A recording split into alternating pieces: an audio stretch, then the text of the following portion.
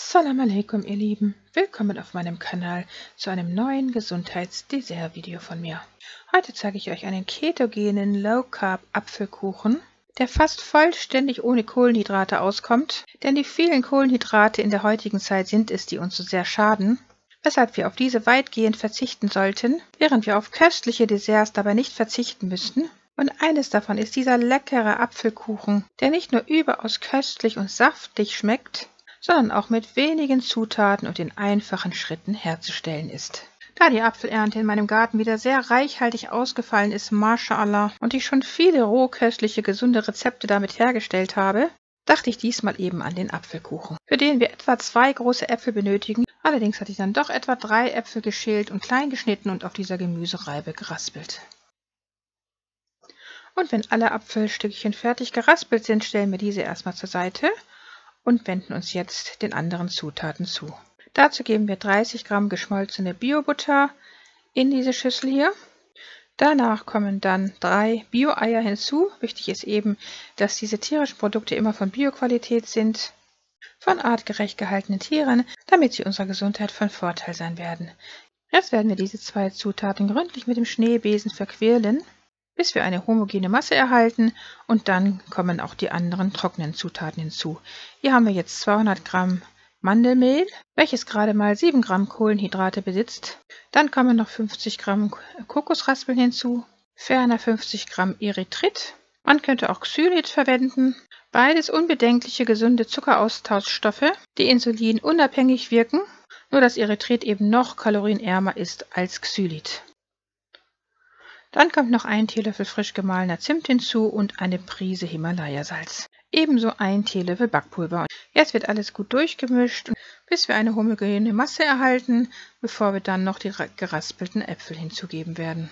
Die machen den Teig dann auch wieder etwas flüssiger. Alles nochmal hier kurz durchrühren und damit ist dieser Apfelkuchenteig auch schon fertig hergestellt und kann dann auch schon in eine Kuchenform gegeben werden.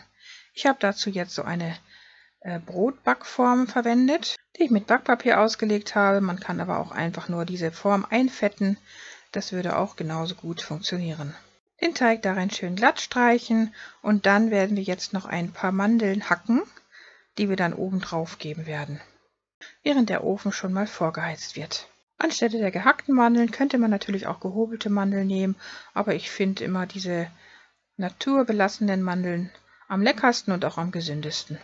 Die werden jetzt hier noch gleichmäßig über dem Teig verteilt und damit ist der Kuchen auch schon fertig vorbereitet. Jetzt muss er nur noch in den vorgeheizten Ofen auf Mittelstufe bei 175 Grad Celsius mit Umluft oder mit Ober- und Unterhitze gebacken werden, und zwar etwa 30 bis 45 Minuten, je nachdem wann er eine goldbraune Farbe erhalten wird und wenn man mit dem Messer hineinsticht, dieses sauber herauskommen wird. Nach etwa 35 Minuten war das hier der Fall. Und jetzt wird der Kuchen erstmal 10 Minuten ruhen gelassen, damit er etwas auskühlen kann. Und wir ihn dann noch mit etwas Puderzucker bestreuen werden und anschneiden werden. Den Puderzucker werden wir natürlich nicht aus echtem Zucker, sondern aus Erythrit herstellen, indem wir das Erythrit ganz einfach nur vermahlen werden. Genauso wie man dies mit Haushaltszucker tun würde. Mit dem Unterschied, dass eben das Erythrit kaum Kalorien besitzt, insulinunabhängig in seiner Wirkung ist, sodass es im Gegensatz zu herkömmlichem Haushaltszucker keine schädlichen Nebenwirkungen auf unseren Organismus haben wird. Erythrit und Xylit sehen eben genau wie normaler Haushaltszucker aus, schmecken auch genauso wie er, nur mit der Ausnahme, dass eben Erythrit nicht ganz so stark süß schmeckt wie Zucker. Er besitzt eben nur die 60 bis 70-prozentige Süßkraft von Haushaltszucker. Jetzt haben wir hier richtig schönen Puderzucker erstellt, wie wir sehen, und damit bestreuen wir jetzt noch diesen leckeren Kuchen, damit er auch schön fürs Auge aussieht, bevor wir ihn dann anschneiden werden.